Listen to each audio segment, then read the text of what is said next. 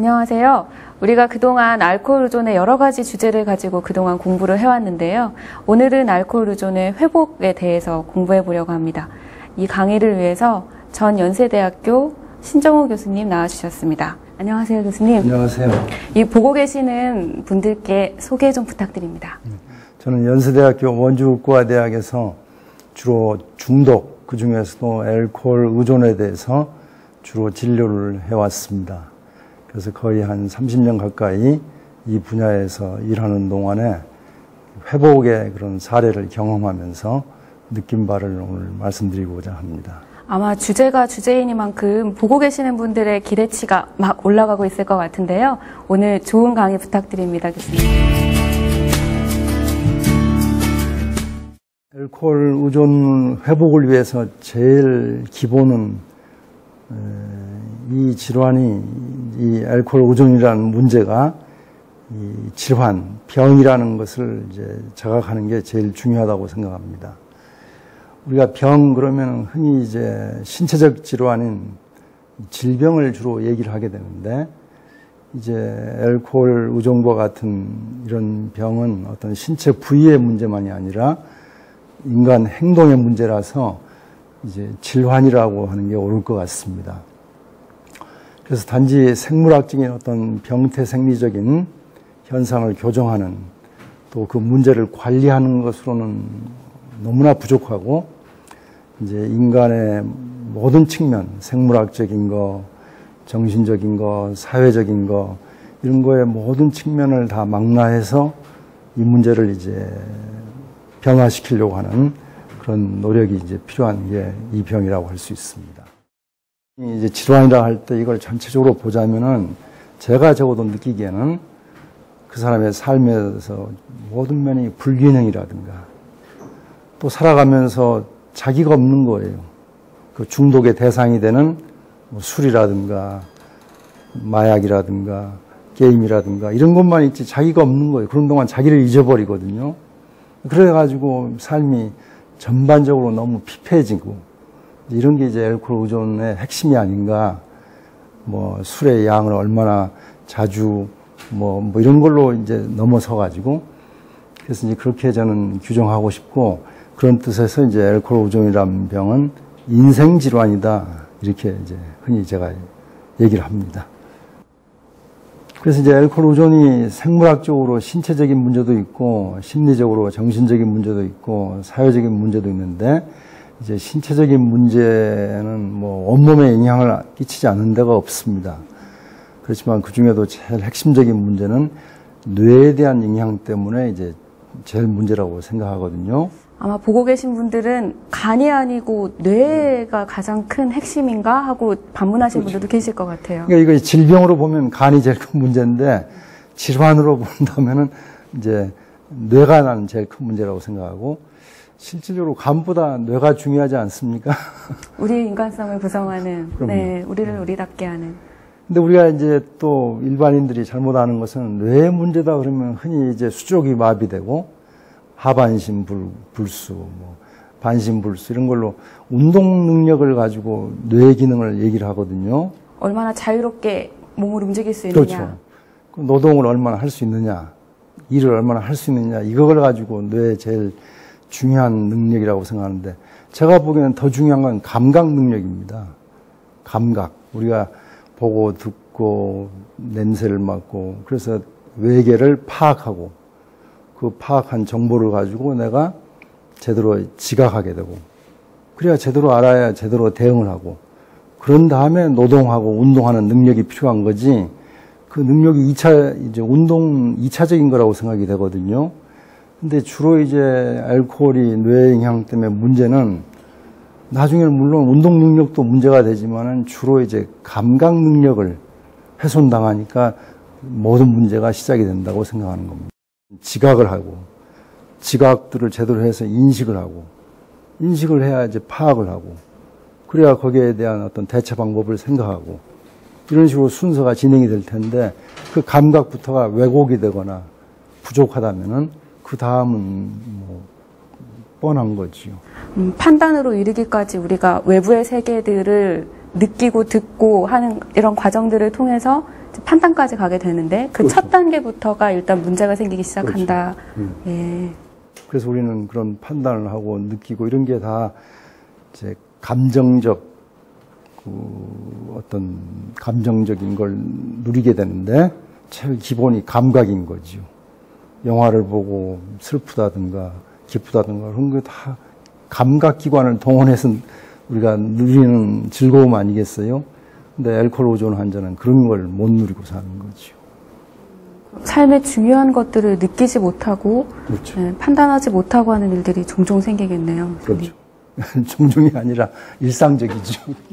그래서 실제 조사를 해보면은 MRI에서 이제 알코올 많이 드신 분들은 뇌에 이런 손상이 있다는 것들이 이제는 누가 뭐래도 확실한 사실입니다. 그래서 이런 뇌 손상 때문에 우리가 이제 결국 사고 기능이 훼손이 되고 그러다 보니까 새로운 정보를 못 받아들이니까 과거에 술 먹기 전에 유년기에 보고 배운 거, 경험한 거 단지 이것만 가지고 살아가려니까 이제 나이가 들고 세월이 흘러가면서 훨씬 더 복잡해졌는데도 유년기에 살아온 방식 그러니까 충동적으로 즉흥적으로 대처를 하고 그러다 보니까 매번 실수를 하고 실패를 하게 되고 그러면서도 그것만이 유일한 옳은 건 줄 알고 그걸 완고하게 고집하는 게 알코올 의존 환자의 특성이죠. 다음으로 이제 알코올 의존은 심리적인 정신적 질환인데 여러 가지 심리적인 이제 문제가 많은데 그 중에도 이제 의존성이 제일 기본이라고 생각하거든요. 물론 이제 너무 의존하는 분들은 의존의 대상이 없어질까 봐 항상 불안하고 불안도 많고 또 항상 그런 거에 대한 죄책감이라든가 자존감이라든가 원망이라든가 뭐 이런 것들이 많지만은 그 중에도 이제 의존성이 가장 기본이라고 생각합니다.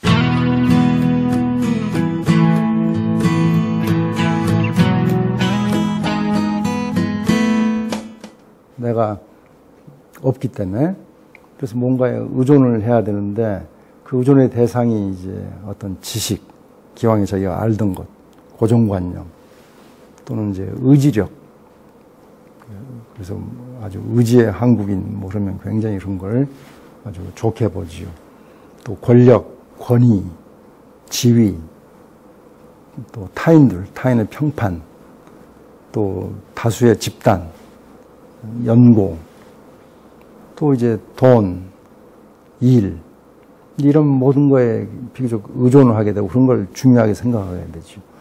이제 궁극적으로는 물론 알코올이지만은 그래서 이제 알코올 의존이 될 때까지의 이제 과정이 이제 알코올만이 문제가 아니라 이런 것들도 사실은 이 알코올 의존인 분들의 많이 이렇게 겸해 있기 때문에 어느 날 이제 술을 끊고 나면은 이제 이런 거에 대해서 더 집착하게 되는 수가 참 많죠.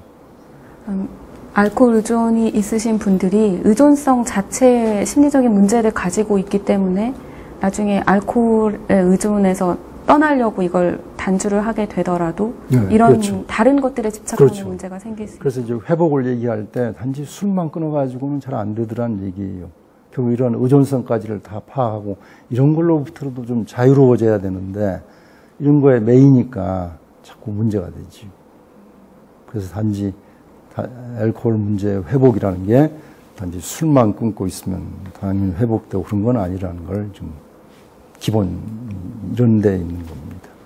아마 보시는 분들 중에는 알코올 의존 그 술만 안 들어가면 다인 거 아닌가 이렇게 생각하시는 분들이 많이 계실 것 같은데요. 그렇죠. 이런 내용들을 처음 들으신 분들도 계실 것 같습니다. 그래서 항상 이 타인한테 남들한테 매여 살게 되고 항상 일을 너무 하려고 그러게 되고 다 이런 것들이 그 회복을 이제 방해하는 요인이 되는 거죠. 일을 열심히 하는 게 회복의 방해 요인이 되기도 하더라고요. 그렇죠. 바로 이제 과거에 이 의존적인 모습으로 살고 있는 거예요. 똑같이. 알코올이 아니더라도. 술의 자리를 일이 대체했다. 그렇죠. 이렇게 볼 수 있는 그렇죠. 건가요? 제가 뵙는 분들 중에는 가끔 이제 담배가 늘었다. 내지는 인터넷이나 혹은 핸드폰 게임을 더 많이 하게 됐다거나 혹은 마라톤 같은 그렇죠, 운동에 운동. 집착하시는 분들이 계시거든요. 그래서 의지의 한국인이 되려고 하는 거예요. 그래서 이제 중독의 스위치 중독, 알코올을 끊었더니 다른 쪽의 중독으로 대체 중독이 되는 거거든요. 이제 그거나 알코올이나 같은 거예요. 근데 술만 끊고 있고 이건 전혀 보질 못하면 회복이 안 되는 거지. 그래서 어느 날 여기서 다시 또 일로 넘어가거든요. 회복을 그러면 정말 원한다면 이 전체를 전부 그렇죠. 의존성 전체를 보는 노력이 그렇죠. 필요하겠군요. 그 전반적인 걸 보셔야지 술만 봐가지고는 안 되는 거죠. 그다음에 알코올은 이제 사회적 질환이라고 이제 얘기를 할 수 있는데, 물론 여러 가지 사회적인 문제가 많은데 가장 간단하게는 이러한 각종 우리 사건 사고들, 이런 사고들하고 음주하고 얼마나 관련성이 많은가. 특히 우리 사회적이라는 것 중에 가장 기본은 가정이라 할 수 있는데, 가정 내에서 이런 사건 사고, 소아학대, 가정폭력, 이런 것들이 음주하고 굉장히 관계가 많습니다. 그래서 알코올 의존을 때로는 가족병이라고 하는데, 그래서 음주 문제 있는 사람 때문에 가족이 병들기도 하고, 또 가만 들여다보면 음주 문제가 있는 사람 본인도 그러한 가족병이 있는 가정에서 태어나가지고 자란 거예요. 그런데 그런 환경에서 좀 영리한 사람은 빨리 탈피해가지고 자기 살 길을 찾아가는데, 더 이제 그러지를 못했던 사람들이 그 가정에 남아서 어떻게든 그 가정을 잘 해보려고 하다가 그 사람도 이제 또 어느덧 이 똑같은 병에 빠지는 수가 참 많지요. 그래서 알코올 중독은 사회적인 질환이라 할 수 있는데, 그 중에 이제 대표적인 게 일 중독입니다. 일이란 건 개인이 벌어서 살기 위해서 뭐 개인적인 일 같지만 어떤 사회적인 거라고요. 일이란 게, 우리는 일하면서 돈을 벌고 반드시 거기에 세금을 냅니다. 국가 사회를 위해서. 또 그런 일을 하게끔 하기 위해서 국가에서는 무료로 공교육을 시키는 거예요. 국민들을 교육을 시켜가지고 그 사람이 일을 잘하게 하고, 일 잘하면서 세금을 내가지고 국가 사회에 기여하게끔. 그래서 일이라는 게 어떤 사회적인 의미가 있는 건데, 우리가 이제 일 중독, 이게 이제 개인적으로도 문제지만은 이런 사회적 질환이라고 할 수가 있습니다. 근데 이미지상으로는 둘이 대치되는 것처럼 느껴지는 게, 일 중독은 뭔가 굉장히 유능한 사람이 일을 좀 과하게 하는 정도, 이렇게 생각되기가 쉽고, 알코올 중독은 반면에 술을 너무 많이 먹어서 이제 직장도 못 나가고 노숙자가 된다거나 이런 게 떠올려지기가 쉽거든요. 둘이 이렇게 관계가 있다는 게 와닿지는. 그래서 이제 그게 어떤 시간을 두고 보면은 술 먹을 때는 이제 알코올 중독이었는데, 술을 끊고 나면 일 중독으로 되고, 그러다가 이제 지치고 그러면 또 술 한 잔 먹기 시작하면 이내 중독이 되고, 이런 식으로 시간의 흐름에 따라서 이제 연속성상에서 이제 일 중독과 알코올 중독이 교대하는 사람도 있고, 어떤 사람은 평소에 술을 많이 먹으면서도 일을 잘하는 사람 많아요. 의사들 중에도 많고 잘 나가는 사람들한테 많습니다. 이제 그런 경우로 우리는 기능적 알코올 중독자라고 그래요. 넥타이 메고 양복 입고 번듯하게 사회적으로 꽤 인정받고, 그런데도 그러면서도 과음을 하거든요. 그래서 그분이 이제 술을 많이 마시면서도 일을 그렇게 잘 하는 한은 누구나 알코올 중독자라고 얘기를 하지 않지요. 근데 사실은 그 일이라는 부분 외에 다른 인생의 측면을 보면 그분이 끼치는 폐해가 많이 있다고요. 가정적으로도 그러할 거고, 또 사회적으로 일 외에 다른 사회적인 측면에 그러할 거고. 그래서 이제 회복을 하자면은 기본으로 이제 단주를 해야지요. 근데 이제 오랫동안 단주만 하면 되느냐 이거예요. 오로지 단주만 단주로 알고 어떻게든 단주만 하려고 이제 생자로 단주를 하는 경우가 참 많지요. 저희 환자들을 쓰는 용어로는 뭐 전투적 단주, 또는 생단주 이렇게 얘기를 하지요. 전투적 단주는 어떤 면에서 전투적이라는 단어가 붙는 겁니까? 그러니까 싸움꾼처럼 안주한다는 건데, 그러니까 술자리 가서도 나는 술자리 가서 안 먹는다 이거예요. 그러니까 누가 뭐 술을 권하고 보면 그 사람하고 처음엔 점잖게 거절하다가 나중에는 싸움까지 벌어지는데, 그래서 이제 구체적으로 그런 싸움이 벌어지기도 하고, 또 한 가지는 이제 전투적이라는 말을 쓰게 되는 또 한 가지 의미는 전략적 단주를 해야 한다 이 뜻으로 이제 전투적이라는 말을 쓰는 거예요. 전략적 단주가 해야 되는 것이고 전투적 단주는 하지 말아야 되는 단주인가요? 전투적 단주가 어쩔 수 없이 하게 되는데 비교적 초기에 좀 그렇게라도 시작을 해가지고 좀 꾸준히 도움을 받고 치료에 참여하고 단주 선배들의 조언을 듣다 보면은 이것만은 아니구나 해서 그 다음에 조금 더 시야가 넓어지면서 어떻게 보면 전술적 단주를 할까? 이런 식의 단주를 하게 되지요. 그러다 이제 조금 더 가면은 전략적인 단주를 하게 된다. 단주를 한다 안 한다는 되게 구별이 쉬운데 술을 먹는지 안 먹는지만 보면 되니까요. 내가 전투적 단주 혹은 생단주를 하는지 제대로 단주를 하고 있는지를 확인하는 방법 같은 게 혹시 있을까요? 그게 이제 본인이 알기가 참 어렵잖아요. 그래서 이제 자꾸 도움을 받으라는 거고 남의 얘기를 들으라는 거고 그래서 가장 효과적인 게 집단에 참여하는 거죠. 단주 모임에. 단주 모임에 참여하면 거기에 단주 훨씬 선배부터 근접한 단주가 불과 얼마 안 된 선배부터 이 과정이 딱 일목요연하게 보이니까 그 참여하다 보면 본인도 그걸 느끼게 되거든요. 그래서 그분들한테 때로는 피드백을 이렇게 조언을 들어가지고 알기도 하지만은 이제 처음에는 그런 말 듣기도 참 거북해하고 또 그런 걸 아는 선배들이 처음부터 지적을 잘 안 하지요. 그래서 본인이 이제 뒤에서 그만 듣고만 있다가 발언도 안 하고 그냥 아무 말 한마디 못하고 1시간 내내 있지만은 사실은 듣는 건 있단 말이에요. 그러니까 듣다가도 때로는 거북해가지고 때로는 화를 내고 참석을 안 하기도 하고 그러거든요. 근데 이제 정말 내가 단주에 동기가 있고 그런 자세가 되어 있다면은 쓴 약이 입에 달다고 이런 식으로 해석하면서 모임에 꾸준히 나오면 어느덧 그게 이해가 되고 스며들게 되고 본인이 자신이 지금 어느 단계에서 어떻게 하고 있나 이런 걸 자각하게 되고 그럴 거예요. 그래서 이제 회복은 단지 단주만이 아니라 뭔가 하여튼 변화해야 되고 또 이제 성장해야 되는 이런 부분이거든요. 그래서 이제 변화 이 말은 그래도 좀 나은데 우리 환자분들은 성장 이런 말도 처음에는 듣기 싫어해요. 성장, 성숙 이런 말조차 굉장히 거부합니다. 그래서 굉장히 조심스러운데 이제 사실은 조금 이제 더 참여해 보시면 그걸 본인이 인정하게 될 거예요. 아마 술을 끊으면 되는 거지 굳이 뭐 인격이 성숙하고 성장하고 할 것까지 있느냐 이제 이런 얘기들을 많이 하실 것 같은데요. 그렇죠. 그래서 처음엔 거부감이 많습니다. 그래서 초기에 비교적 너무 빨리 이런 부분을 가지고 이렇게 얘기를 하는 건 바람직하지 않을 것 같고 초기에는 우선 단주하는 것만 잘 이제 할 수 있도록 하고 오로지 바라건대는 모임이나 치료자하고의 그 끈을 끊지 않고 꾸준히만 나온다면은 세월이 흘러가면 이제 질병적인 요소로 뇌의 손상은 조금씩 회복이 되면서 더 잘 보이고 더 잘 들리게 되고 그러면 더 잘 이해하게 되고 그러면서 순조롭게 이제 회복의 길로 들어가게 될 텐데 그 초기 과정을 우리 이제 병원에서 잘 도와주는 게 좋을 것 같아요.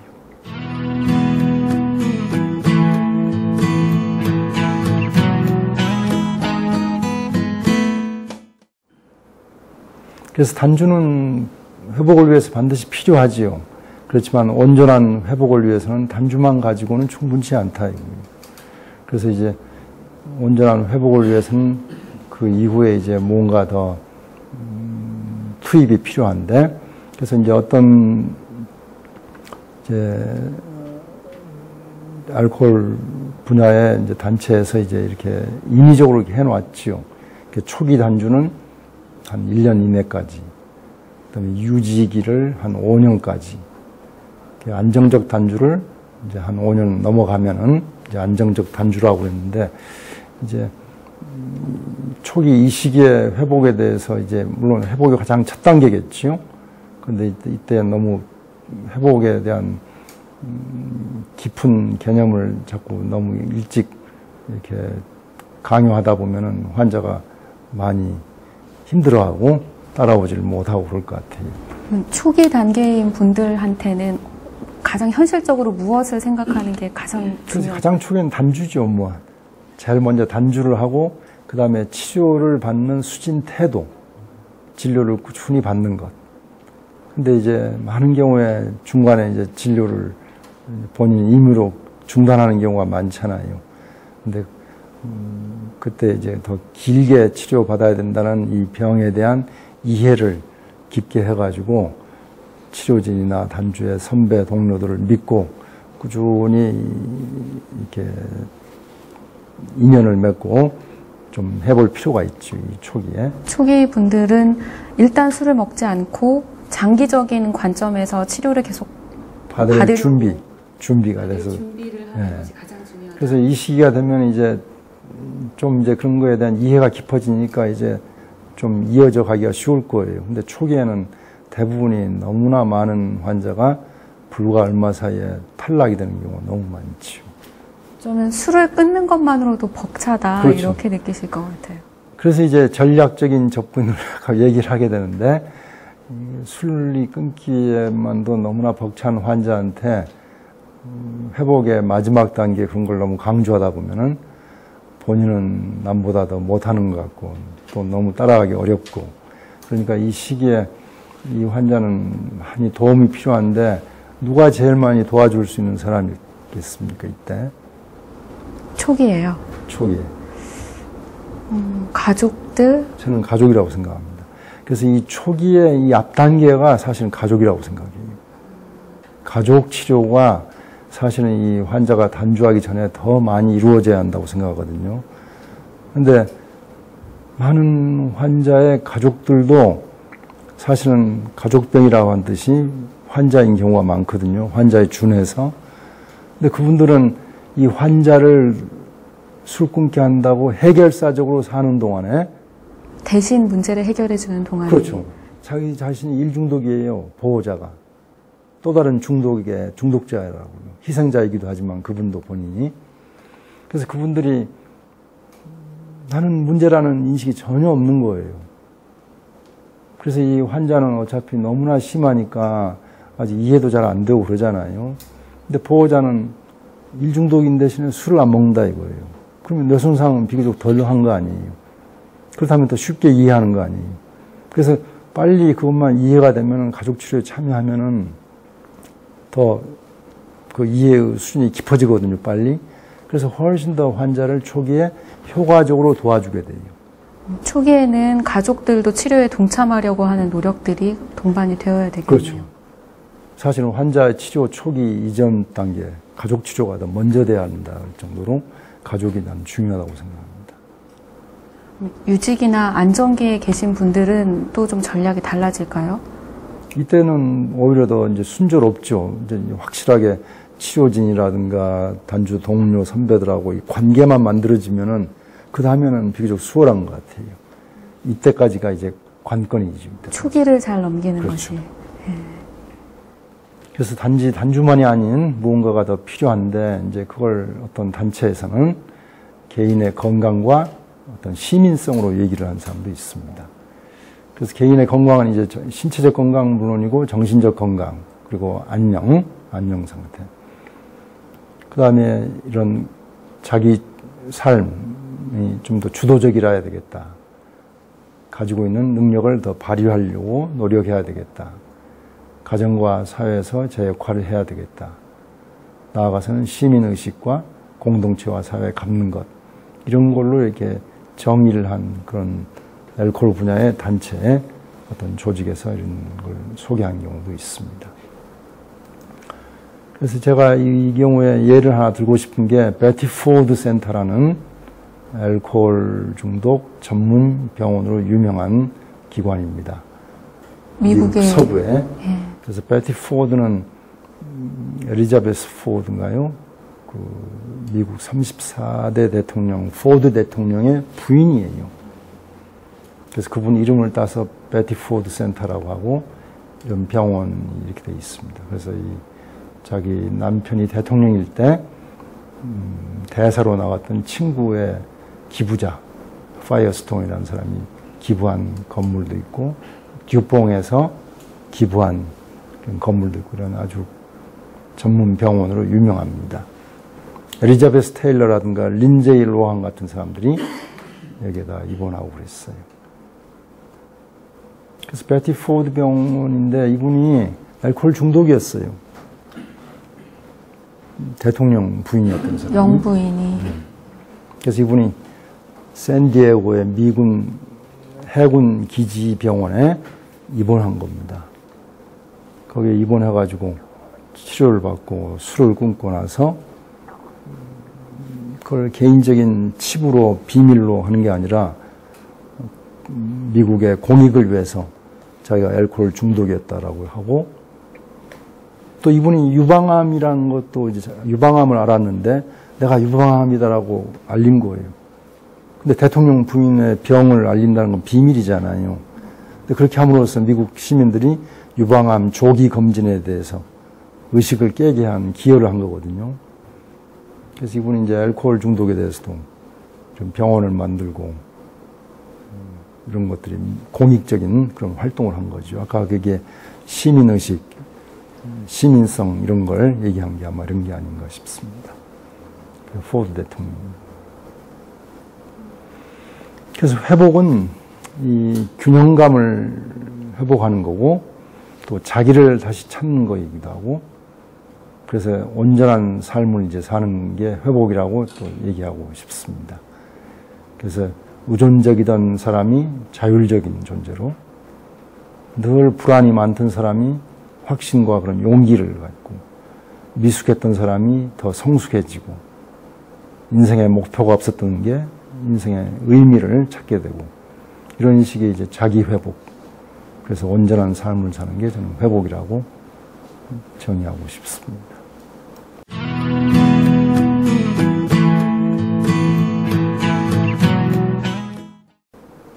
그래서 이제 아까 전략적인 회복을 해야 한다라고 했잖아요. 그래서 이제 그런 전략은, 우리가 전략은 뭡니까? 메가더 장군이 전투를 한 게 아니에요. 낙동강에서 사람이 죽고 뭐 포탄이 날아가는데 거기에 있으면서 전략은 세워지지 않죠. 전략은 머리가 좀 쉬어야 전략이 생긴단 말이에요. 전투는 눈앞의 문제 해결하는데 급급한 거죠. 해결사들이. 근데 우리가 인생을 잘 살아가자면 전략이 있어야 되는데 우리는 매일매일 눈앞에 벌어진 일 처리하고 매달 월급 잘 타면 잘 사는 줄 아는 거예요. 근데 그게 아니라 몇십 년 뒤까지를 보는 그런 전략이 있어야 되는데 너무나 우리는 일에 빠져서 중독이 돼 있으니까 그런 기회가 없는 거예요. 근데 메가더 장군이 한국 전쟁을 이기려면 전투 지역에서 벗어나가지고 거기서 좀 제일 많이 한 건 쉬면서 생각하는 걸 거예요. 나는 알코올 의존 회복에 제일 중요한 건 휴식과 생각이라고 생각합니다. 휴식. 가만히 쉰다는 게 우리는 수동적으로 가만히 있는 게 아니라 뇌를 쉬게 하는 거예요. 멍 때린다고 멍 때리는 게 아무 생각 않고 있는 게 뇌가 나는 휴식을 하고 그동안 뇌는 훨씬 더 창의적인 생각을 많이 할 수 있는 여력을 갖는다는 뜻으로 해석이 되거든요. 또 직장이 있는 혹은 직업에 대한 욕심이 있는 분들은 술이 좀 어느 정도 끊어졌다 생각이 되면 제일 먼저 욕심내는 게 빨리 직장에 복귀해서 다시 일을 시작하겠다. 그렇죠. 이런 것들인데. 그래서 돈이 없으니까 돈 벌고 해결하겠다 이거예요. 눈앞의 일만 해결하는 거예요. 근데 그게 인생을 해결하는 건 아니잖아요. 인생의 한 부분이긴 할 거예요. 탁자의 한 부분이 아까 쇠붙이인 것처럼. 전략적 단주와 전투적 단주를 아까 말씀하셨을 때 이거는 전투적 단주는 당장 눈앞에 있는 것들을 해결하느라 급급한 것, 돈을 벌기 위해서 눈앞에 그렇죠. 있는 문제를 해결하기 위해서 급급한 것이라면 우리가 정말 지향해야 되는 거는 전략적으로 멀리 보고 그렇죠. 좀 쉬면서 그렇죠. 선택을 해야 된다는 말씀이시군요. 근데 그걸 우리 알코올 문제 환자분들은 제일 못하거든요. 그분들은 항상 너무 조바심이 많고 조급하고 불안하니까 가만히 있지를 못하는 거예요. 그래서 술이 취해버리든가 안 그러면 뭔가 막 해야 돼요. 그래서 생각을 못하는 거예요. 그래서 좀 쉬는 연습. 그래서 처음 초기에 저는 알코올 초기 아까 1년 12개월 단주할 동안 아무것도 일하지 말라고 그러거든요. 일하지 말라고. 그럼요. 그리고 가족은 그걸 못 봐요, 처음에는. 술 끊으면 일해 바로 해야 할 줄 아는 거예요. 쉬는 동안 무엇에 대해서 준비를 해야 되는 건가요? 그게 또 무슨 일을 할 걸 생각한다니 가만히 있으면 자연히 뭘 생각하겠어요? 가장 본질적인 내 인생을 생각하지. 근데 그게 아무 생산성이 없는 거인 것 같은데 사실은 제일 중요한 거잖아요. 뭘 할까, 뭐 먹고 살까 이런 게 아니라 가만히 있는 동안에 본질에 대해서, 나 자신에 대해서, 나의 인생에 대해서 이런 생각을 자연히 하게 된다고요. 그래서 훨씬 더 실존적인 자각을 하게 됩니다. 그래서 이제 환자로서는 제일 처음에 이제 뇌가 충분히 회복이 될 때까지는 우리가 뇌가 망가졌다고 생각하는데 뭔가 누구한테 돈 빌려주고 내가 옳다고 생각하고 이런 행동 저런 행동 하면 큰일이잖아요. 그러니까 뇌의 문제라는 걸 안다면은 뭔가 내가 하고 있는 게 잘못일 수가 있다. 이런 걸 좀 이해한다면 당분간은 모든 중요한 결정을 이렇게 내가 믿고 의지할 만한 사람한테 믿고 맡기는 이런 자세가 이제 제일 중요하다는 얘기예요. 환자가 할 일 중에는. 왜 흔히 술을 계속 먹다가 간이 안 좋으니 좀 쉬어야겠다 할 때는 술을 안 먹고 이러시는 분들이 있잖아요. 그것처럼 뇌도 회복이 그렇죠. 저절로 되는 동안, 시간이 지나면 저절로 되는 동안 그때는 뭐 결정하거나 하지 않고 좀 그렇죠. 기다려야 된다. 한 몇 년 동안은 내 중요한 일, 내가 일을 할까 말까, 일을 시작할까 말까 이런 거에 대해서는 혼자 결정하지 말고 단주 선배들이나 가족들한테 좀 믿고 맡기고 기다려보고 이런 게 필요하다는 얘기예요. 주변 사람한테 믿고 맡기는 게 그렇죠. 필요하다는 거죠. 뇌를 회복하는 동안 믿고 맡기기. 그래서 이제 그때 믿고 맡길 수 있는 사람이 가족하고 치료에 참여하는 치료자하고 단주 선배잖아요. 그죠? 근데 이제 가족이 제대로 알고 있어야 되고, 이 치료자들이 단주 회복의 동료가 제대로 알고 있어야 적절하게 대응할 거 아니겠어요? 그래서 이제 가족들을 빨리 회복을 치료를 해야 한다는 뜻이죠. 가족들이 제대로 알아야 한다는 거죠, 가족들이. 조급함을 버려야겠네요. 그렇죠. 그래서 가족 치료에 쭉 참여하다 보면 가족들이 대부분 참여하다 보면 한 2년쯤 지나야 이런 거구나 알고 그때 이제 환자한테 대응하는 게 비교적 원만하더라는 얘기예요. 우리 가족 치료에 참여하는 가족들이, 배우자 이런 분들이. 남편이 이런 행동을 할 때는 과거에는 이유를 모르니까 화만 나고, 그런데 그게 병이 이런 병이구나 아니까 화도 안 나고, 또 이럴 때 어떻게 반응하는 게 적당한 건지 이런 거에 대해서 비교적 바른 판단을 하게 되더라는 얘기예요. 그래서 가족 치료가 환자를 계기로 물론 치료하니까 가족이 먼저 치료한 경우는 드물지만은 전략을 생각하면 환자의 치료는 당장에 들어가지 않는 경우가 많잖아요. 환자가 거부하고. 그러더라도 가족을 쭉 치료를 시작을 해두면은 나중에 이제 환자가 어느 데가는 끈을 놓치지만 않는다면 들어올 때 훨씬 효과적이 되는 거죠. 회복은 그러면 환자 본인뿐만이 아니라 가족도 함께 참여해서 돼야 되는, 가족 치료. 치료받고 같이 기다리고. 가족 치료가 정말 중요합니다. 가족 치료. 그래서 알코올 의존 치료 중에 제일 중요한 건 난 가족 치료하고 집단 치료라고 생각해요. 지금 현재로는 뇌의 병이라지만 뇌에 대해서 무슨 약을 써가지고 회복 가장 마지막 단계 그런 걸 할 방법이 없단 말이에요. 단지 심리 사회적인 방법밖에. 두 번째가 이제 소위 휴식, 멍 때리기. 그래서 이때 이 휴식은 주로 이제 뇌를 휴식하자는 거거든요. 그래서 이때 이제 아무것도 안 하고 가만히 있는 게 아니지요. 그래서 이럴 때 적당한 운동, 걷기라든가. 그래서 제 환자 중에는 걷기 중독이 된 사람이 많아요. 근데 걷기는 아무리 좀 많이 해도 부상이 없더라고요. 근데 제 환자 중에 마라톤 중독이 된 분이 있는데 무릎을 양쪽 다 수술했어요. 너무 막 하는 거예요. 이게 자제가 안 되는 거예요. 그래서 이 휴식이 참 중요합니다. 그냥 막연하게 피동적인 의미의 그런 휴식이 아니에요. 정말 중요한 겁니다. 적극적으로 쉬는 거, 일하지 않고 쉬는 거. 우리는 쉬는 거, 가만히 있는 거, 좀 게으르라고 그러죠.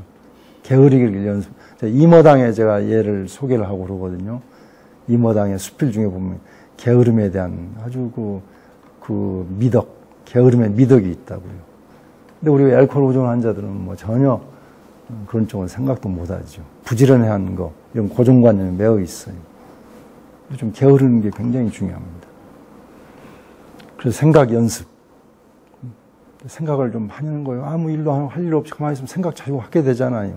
근데 처음에는 눈앞에 닥친 일 처리에 대한 생각인데 자꾸 시간이 흘러가면서 이제 생각이 조금씩 깊어지고 넓어지고 조금씩 더 본질에 가까운 생각을 한다고요. 생각이 저절로 나는 게 아니고 연습해야 되는 대상이구나. 네, 그런 생각이 나는데 이제 이때쯤 이제 치료에 참여하다 보면 그 생각대로 행동하지 않으니까 생각을 해보고 이게 옳은지 아닌지 자꾸 그런 동안 연습을 하게 되죠. 그 생각을 또 하고 또 하고 우리 리허설을 한다고요. 리허설을. 처음 해보는 게 다 어렵잖아요. 리허설을 해야지. 그리고 이제 그걸 이제 검토를 해야 되거든, 내 생각을. 근데 검토할 때 머릿속으로 생각한 걸 머리로만 검토한 것보다는 쓰는 거예요.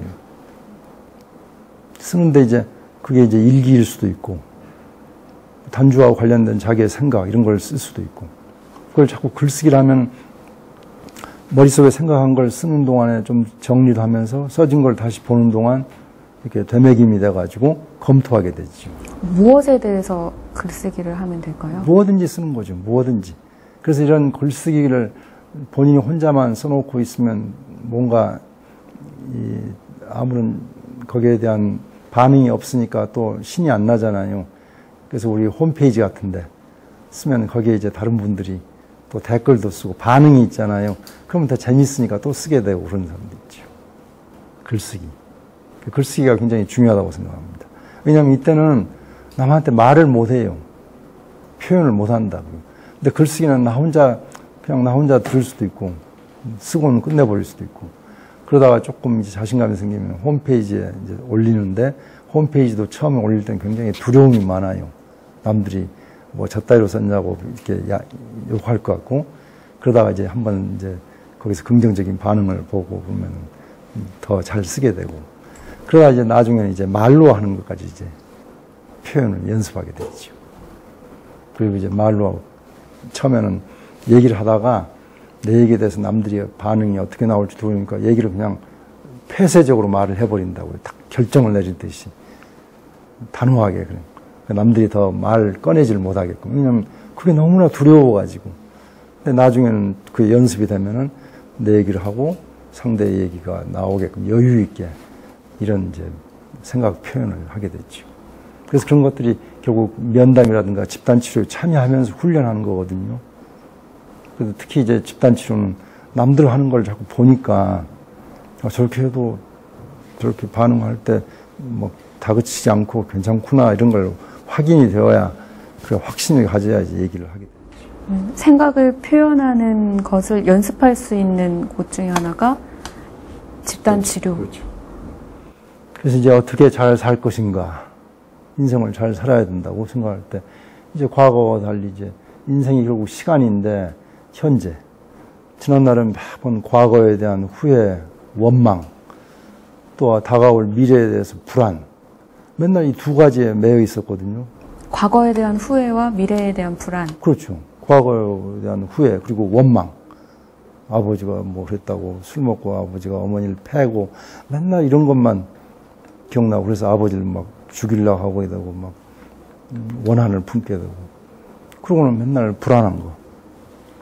근데 이제는 그런 건 다 놔둬버리고 내려버리고 주로 이제 현재, 순간, 지금에 더 충실하게 산다.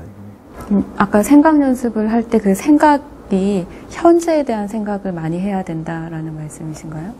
아니 이제 과거에까지 그런 걸 다 생각을 해서 이제 그런 걸 다 이해하게 되고 그런 게 다 이제 녹아들은 다음에 이제 앞으로 어떻게 잘 살 건가 이런 걸 할 때 현재가 제일 중요하다 이제 이거죠. 네. 그리고 이제 내가 할 수 있는 거, 없는 거, 내가 뭘 할 수 있고 뭘 할 수 없는가 이런 걸 잘 구별하게 되죠. 옛날에는 술 안 먹을 때는 아무것도 할 수가 없었고 술만 먹으면 만능감 뭐든지 할 수 있었고 이 양쪽이 다 했잖아요.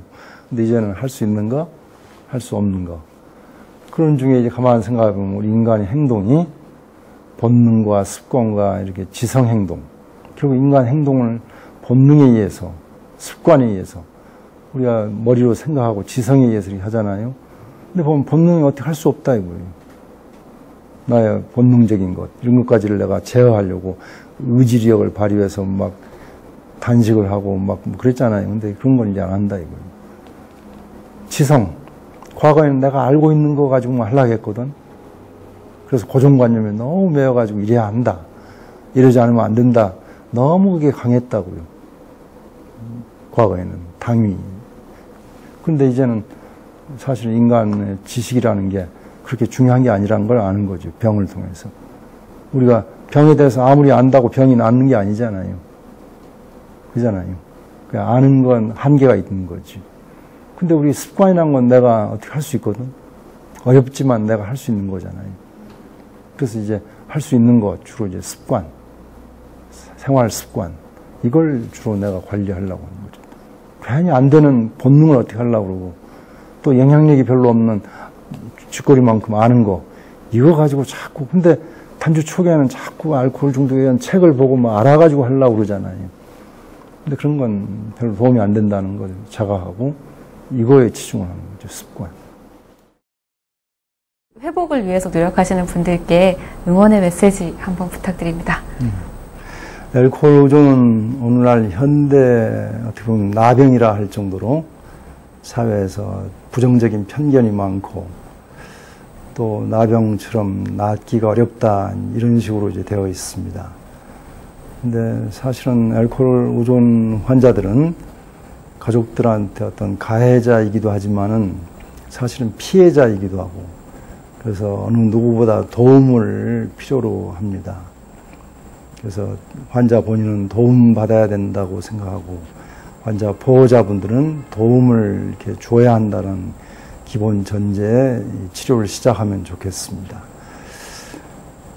어렵긴 하지만은 분명히 회복이 가능하고 사실은 많은 회복된 환자분들 중에는 이게 드러나지를 않아서 그러지 사실은 많습니다. 생각보다. 그리고 그 회복이 되면은 그 얻는 그 기쁨, 그 감동, 그 보상, 이게 다른 그 어느 질환보다도 큽니다. 그래서 그런 걸 조금이라도 맛보게 되면은 어느 누구라도 다시 술로 빠질 이유가 없을 것 같습니다. 이는 보호자도 마찬가지로 이런 경험을 한 번이라도 하게 되면은 정말 놓치기 어려워서 끝까지 이 환자의 회복을 위해서 더 노력을 많이 하시게 될 거라고 생각합니다. 또 치료진도 마찬가지입니다. 많은 치료자들이 알코올 의존 환자를 보느라고 소진하는데 사실은 이 초기 환자만 하는 환자를 보다 보니까 그러한데 한두 명의 환자라도 이렇게 제대로 회복된 환자를 보면은 정말 그 맛을 놓치기 어려워서 이 일에 더 헌신하게 되리라고 생각합니다. 네, 교수님 강의를 듣다 보니까 이 술보다 더 큰 행복과 기쁨을 찾는 것이 단주고 또 회복이라는 생각이 들었습니다. 단주의 맛, 회복의 맛을 느끼시기를 바라면서 오늘 강의는 이것으로 마치도록 하겠습니다. 교수님 좋은 강의 감사드립니다.